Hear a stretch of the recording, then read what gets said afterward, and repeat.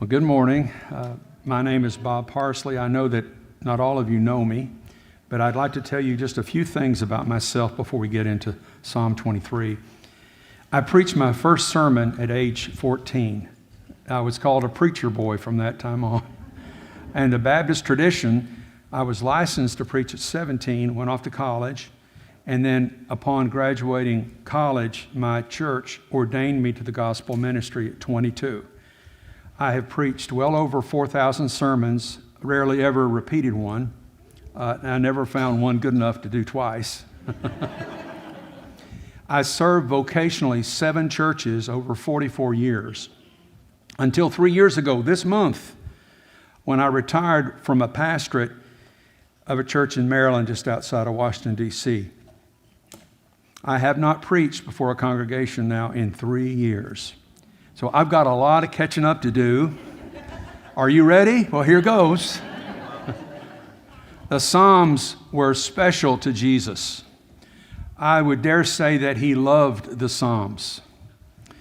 They were so special to him, if you think about it for a moment, in Matthew 27, verse 46, as he was dying on the cross, he exclaimed with some of his very last words, my God, why have you forsaken me?" That was directly quoting David's Psalm 22. That's how much he loved the Psalms. He said them as he was dying. But even more than that, he quoted them, sang them as he lived his whole life. He quoted from the Psalms repeatedly in his teaching ministry. The Psalms, I would tell you, gave him his identity, especially Psalm 23. Now, we have repeated it. The reason I didn't read Psalm 23 before I started was you already did about 12 times, So you've heard it. And now we can go back and look at it part by part and understand why it meant so much to Jesus. I would tell you that it was his favorite psalm, and here's why I suggest it was his favorite. Because in Psalm 23, he found out who he was early on. As a boy, he would have memorized this psalm. All Jewish children memorized the Psalms. Some of them could memorize all 150. That's how special they were.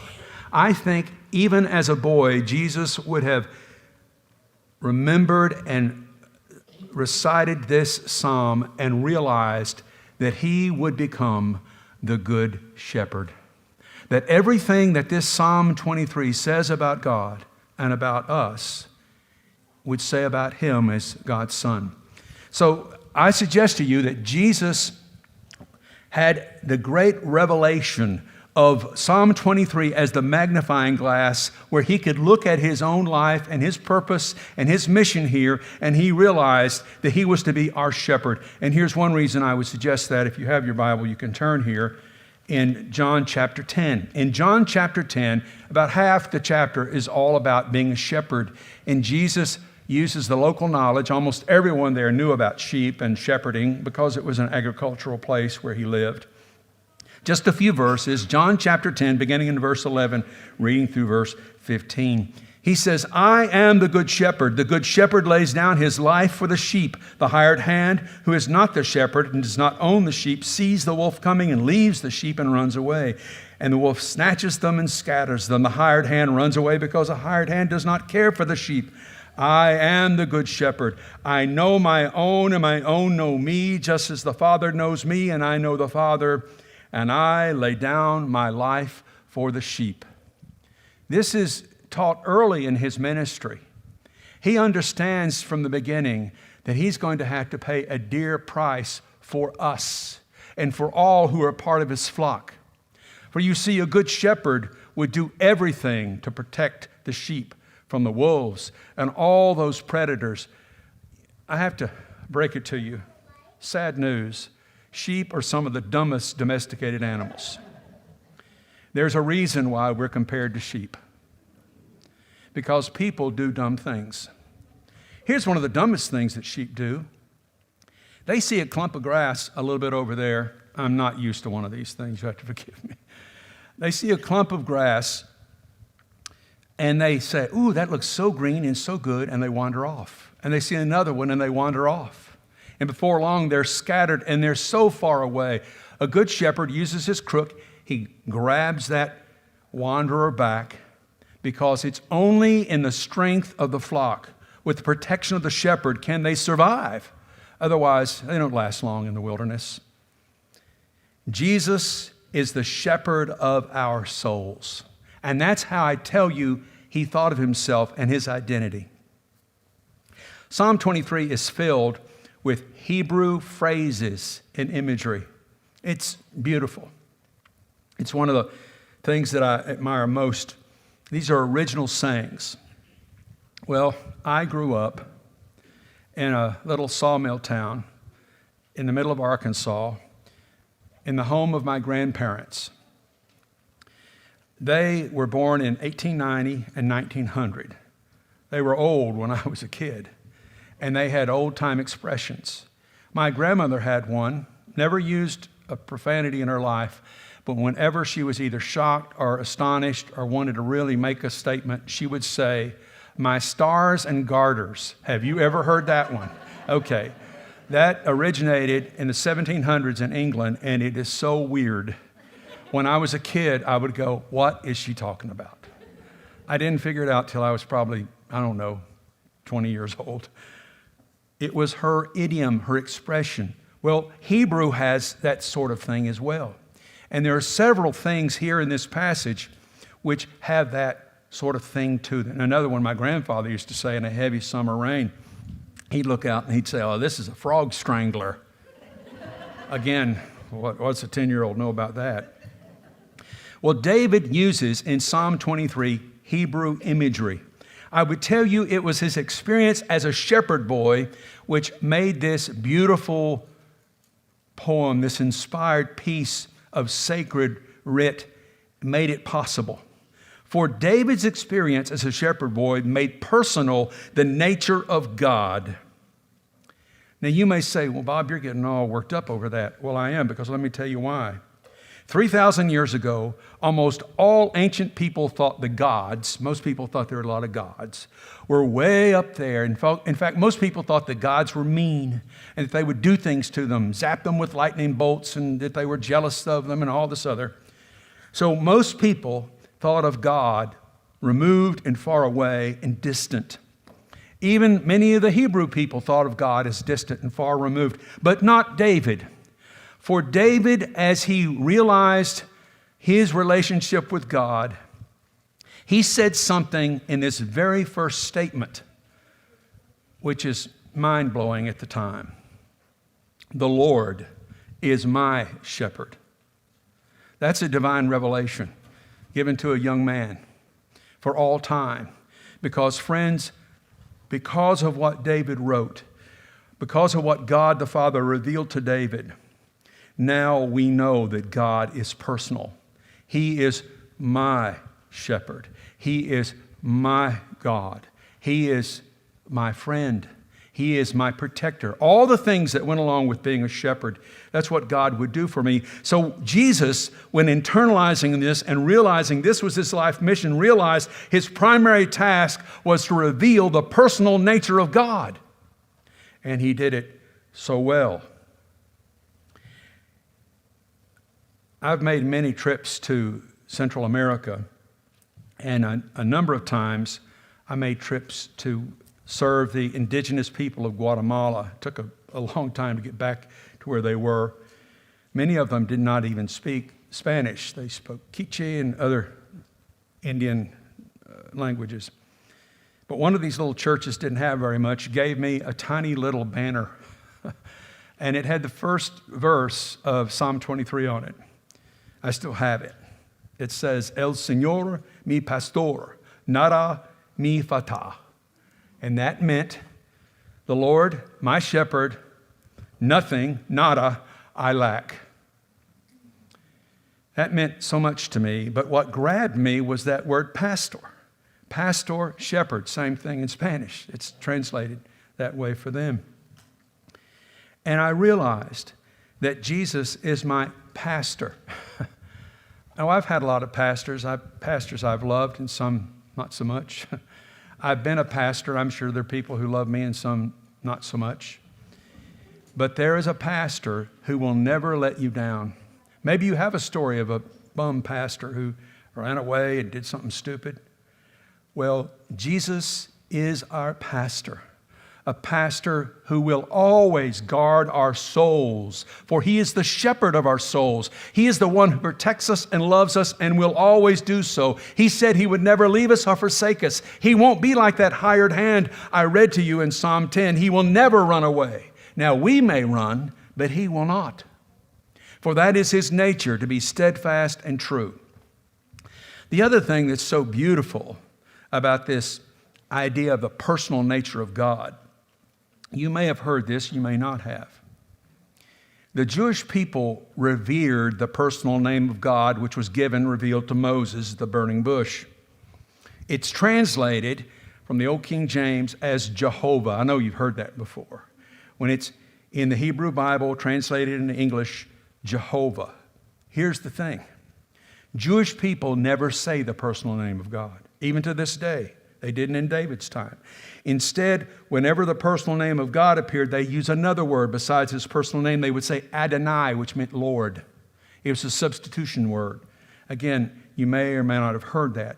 This is what reverence they had for God. But think about this for a moment, what David did. David, probably still a young man writing this, said, "The Lord is my shepherd." This one who is above all, the Creator, the great loving God, loves me.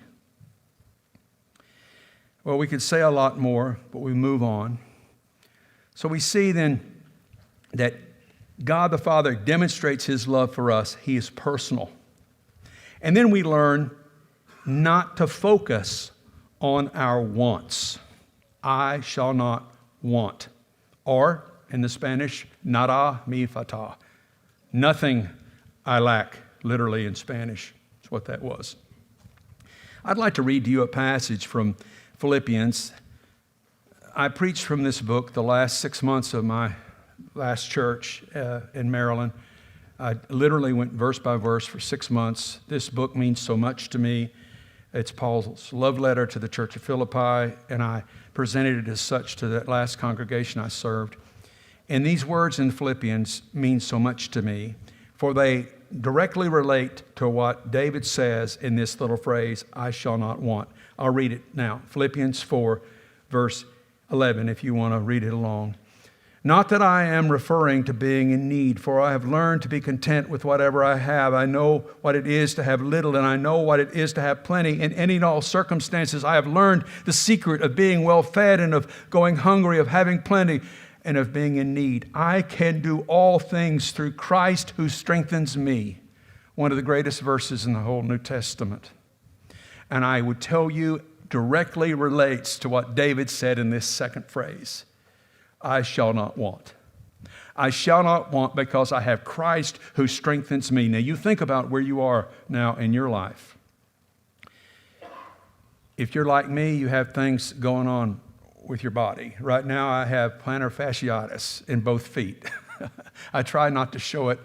When I go out the golf course, I limp around. Everybody thinks I'm some spaz weirdo, because I'm trying to walk and play golf. And why do you even do that when your feet are hurting? I guess that's what crazy golfers do, like play in the rain and other stuff.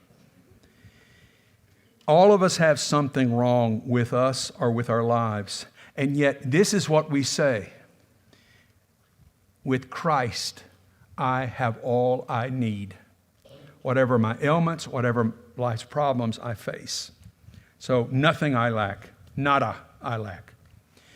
So we plow forward. Jesus as my shepherd then helps me restore my soul. I'm going to talk a bit more about that word soul in a minute. He gives us our purpose. He restores us. He brings us back to where we should be. And how exactly does he do that? Well, first, he helps us find green pasture. That's a good, what we need to eat. It's a good place to lay down. It's comfortable. And then he finds still waters. Now that is a really interesting phrase in Hebrew. For what that says in Hebrew is this. Beside still waters, literally, is the phrase by waters of rest. I don't know if you've ever heard that before, but that's literally what it means. And here's what a shepherd had to do. Sheep would not drink from a fast-running stream. They're skittish, again, not very smart. So a shepherd would get large stones and form kind of a partial break, a water break. So there'd be some still water, and a pool it up, and then the sheep would drink from it. They'd be glad to drink from that. That's the kind of trouble that a real shepherd would go to. Not a hired hand. A hired hand wouldn't care. He'd just say, those dumb sheep. But a loving shepherd would provide for his sheep, provide good pasture land, provide for this waters of rest. For you see, the good spots aren't always easy to find. A good shepherd would think ahead and say, I think over that next hill there might be a good spot. And he will go out of his way to find that for his flock. This is what Jesus has done for us. Because, again, he internalized this role as good shepherd. And you may say, I don't understand God's plan. I don't know what he's doing with me. I don't know what Jesus has in store for me. Let me assure you, he has for you green pastures ahead. He has for you still waters. That is his goal, his promise, and he will do it. Not just because I said so, but because David 3,000 years ago, and I would tell you almost as a kind of prophecy, said this is what the good shepherd will do and is doing. I just have to make one aside about David. He did a lot of terrible things in his life. He was guilty of murder. He was a man of war. He was guilty of other sins. And yet God loved him. Why did God love him? Because David made himself sensitive to God, open to this kind of revelation. He was able, through his experience as a shepherd, to write something like this under the influence of the Holy Spirit. How wonderful for David to leave us this. And you may say to yourself, well, how can God use me? I've done a lot of things. Have you killed anybody? Have you committed adultery? Have you done the things that David did? I don't think so. And yet God loved him and used him. God will use you if you'll just let him. If you'll be open to the revelation that he will pour out through you. There's an old hymn, you might have heard it, about being a channel of blessing. Make me a channel of blessings, the chorus. Will you allow yourself as a Christian to be a channel of blessing?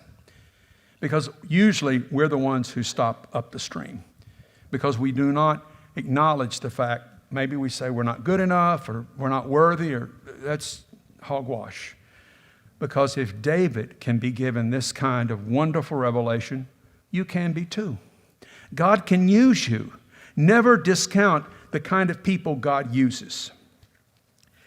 So there's another question I have to ask. It's one that Jesus asked in Luke chapter 9, 25. He says this, what does it profit a man if he gains the whole world and loses or forfeits himself? It's a question everyone has to ask. What does it profit us to gain the whole world? And literally, it gains us nothing. So I'd like to go on now to verse 3 and talk to you about this special word, soul. It's unique, it's special, and I want to teach you how to say it. It's different because of its many meanings. The word is nephesh, and it's spelled N-E-P-H-E-S-H. And I want you to say it with me. Nephesh, nephesh, nephesh. Now, you can speak Hebrew. That word means soul, but it just as likely can be translated as life or spirit. It's used many times in the Old Testament and it often appears as any of those three. In the Hebrew mind, nephesh meant hub, the center, the life energy. And here's a point I really want to stress to you. What Jesus does for you and me in restoring our soul is he switches the polarity of our lives.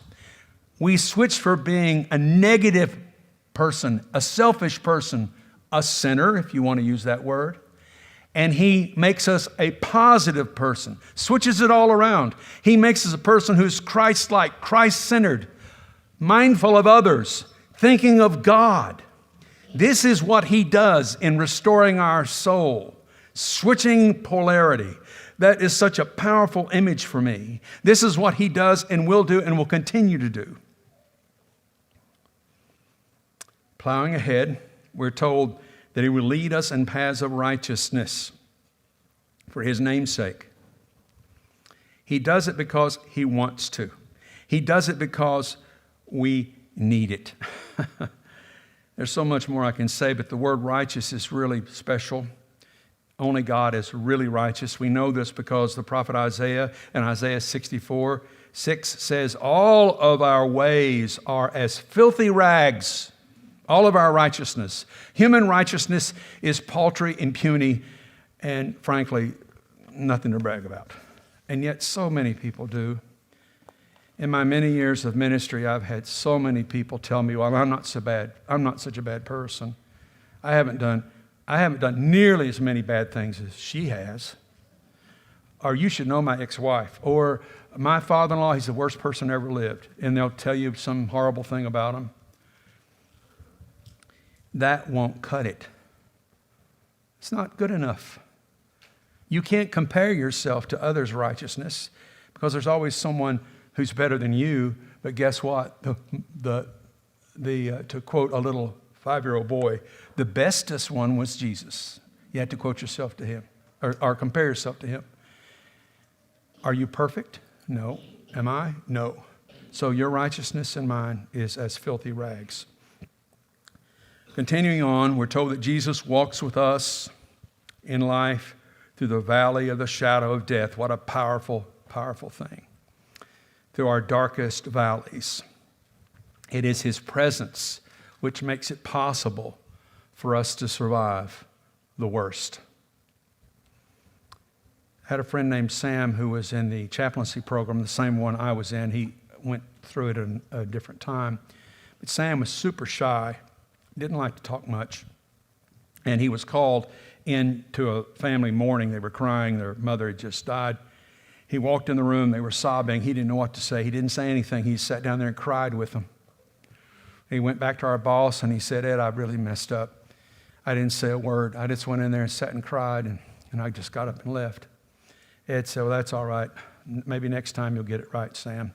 Those people wrote a letter to our boss and said, this chaplain, Sam, was the best chaplain we ever saw, best one we ever had. He came in, he cried with us when our mother died. We think so much of him. What he thought was a mistake was a great blessing. So you think about this for a moment.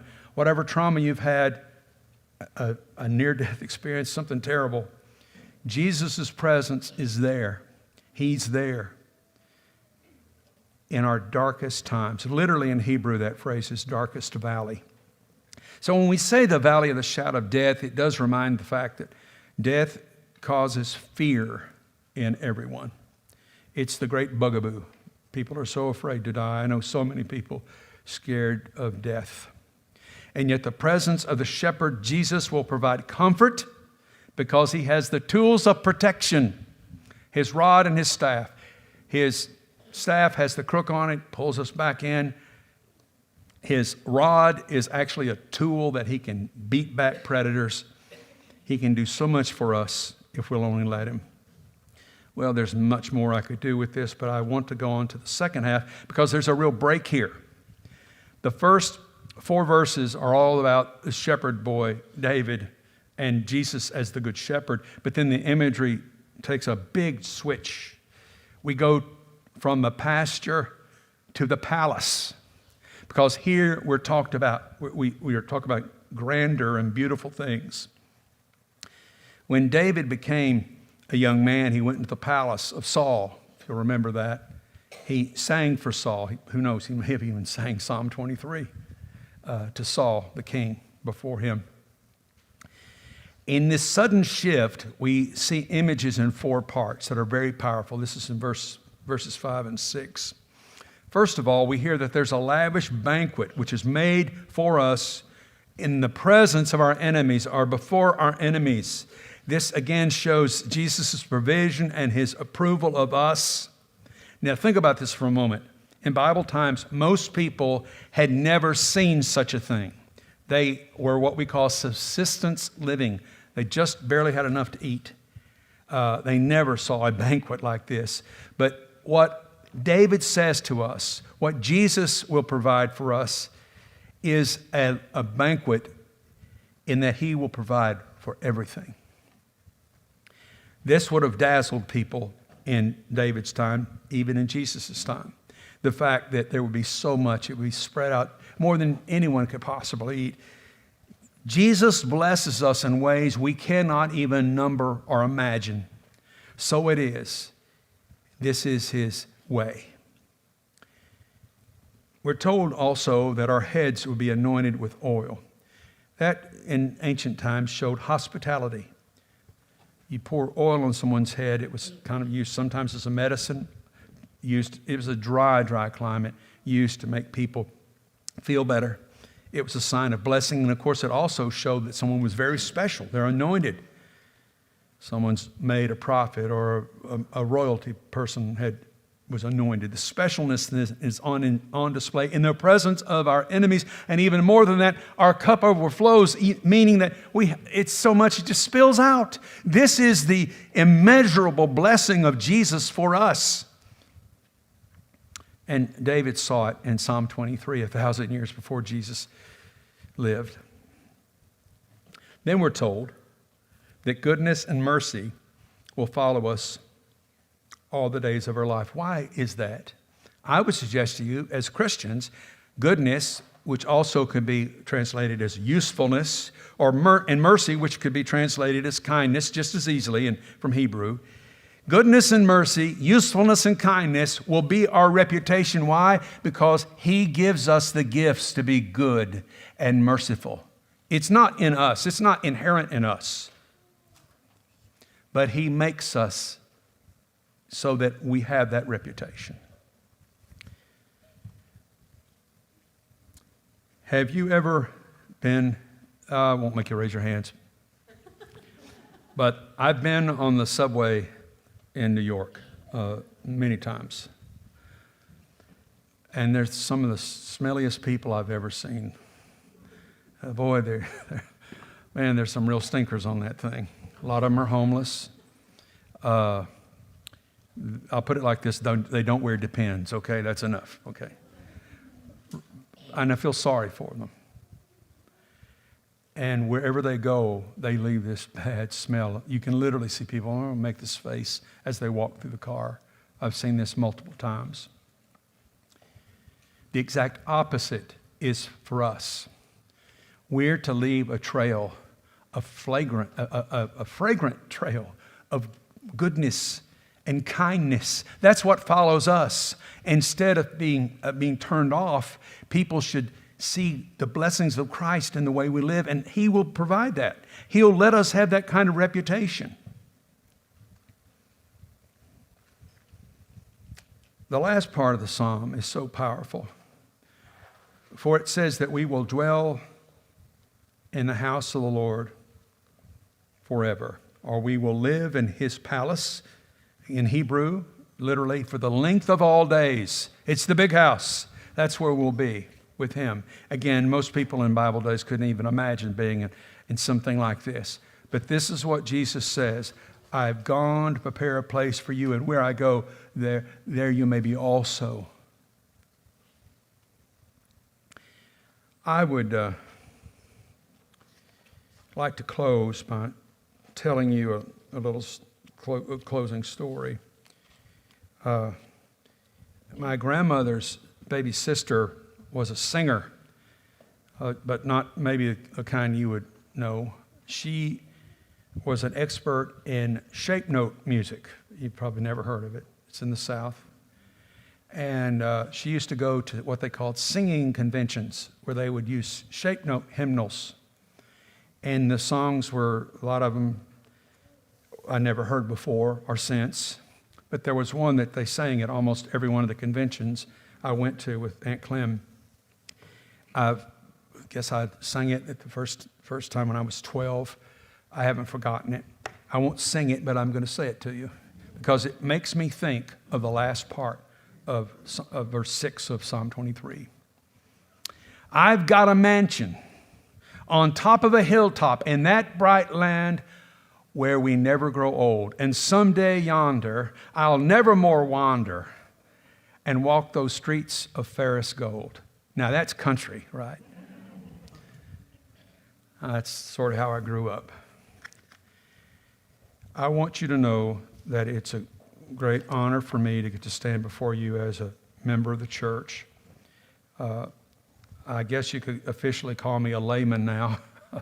That's what I've wanted to be. I wanted to help out any way I could. I've taught children's Sunday school class. I've done security stuff. And, you know, even if they ask me to take out the trash, I'm glad to do that too. But I'm very pleased that Craig asked me to do this today. And it also makes me happy to know that most of the elders aren't here. They did that on purpose. They said, you know, who can we get to do this today? Oh, yeah, Bob. Thank you for listening so attentively. I do appreciate it a great deal. And we're going to finish up with some songs. So come right on up. And have any of you ever twisted your ankle like that? Yeah, it takes a while to heal. Anyway, thank you very much, band, and thank you, congregation.